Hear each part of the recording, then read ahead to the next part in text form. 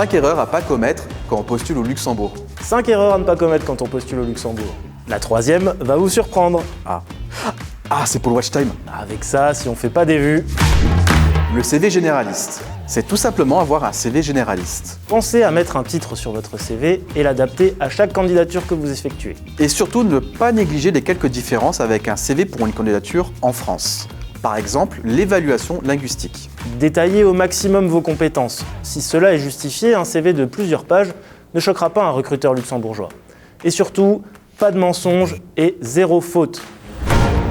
L'intérim. C'est négliger l'intérim. Mais je cherche pas dans le BTP ou la logistique. Justement, l'intérim au Luxembourg concerne presque tous les secteurs d'activité. Il existe au Grand-Duché des entreprises de travail temporaire pour des métiers très spécialisés, par exemple le juridique ou la comptabilité. Il n'est pas rare de commencer par un contrat intérimaire. C'est souvent une période d'essai déguisée, même pour des postes qualifiés. Surtout si vous n'avez jamais travaillé au Luxembourg. L'intérim constitue souvent une porte d'entrée vers des contrats plus longs. Négliger le marché caché. Qu'est-ce que c'est ? Ce sont des offres d'emploi non visibles. Comment on peut les voir si elles sont invisibles ? Je vais expliquer.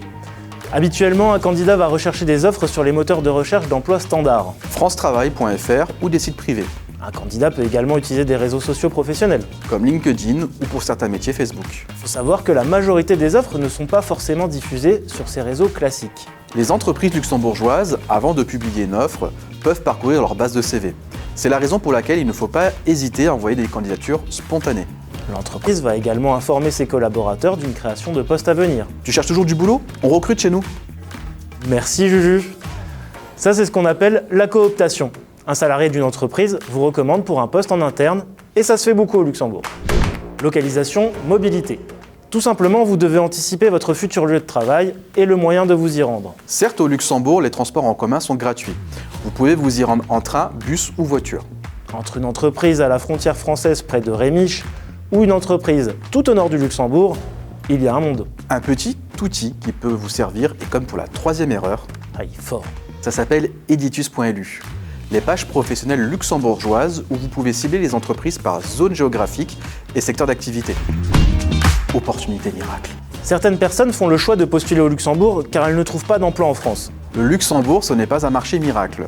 Tout d'abord, vous aurez de la concurrence avec les travailleurs français, mais également nos voisins belges et allemands. Si vos recherches sont infructueuses, c'est peut-être que vous avez commis une des erreurs qu'on vient de citer, ou d'autres qu'on évoque dans nos autres vidéos. Il est fort.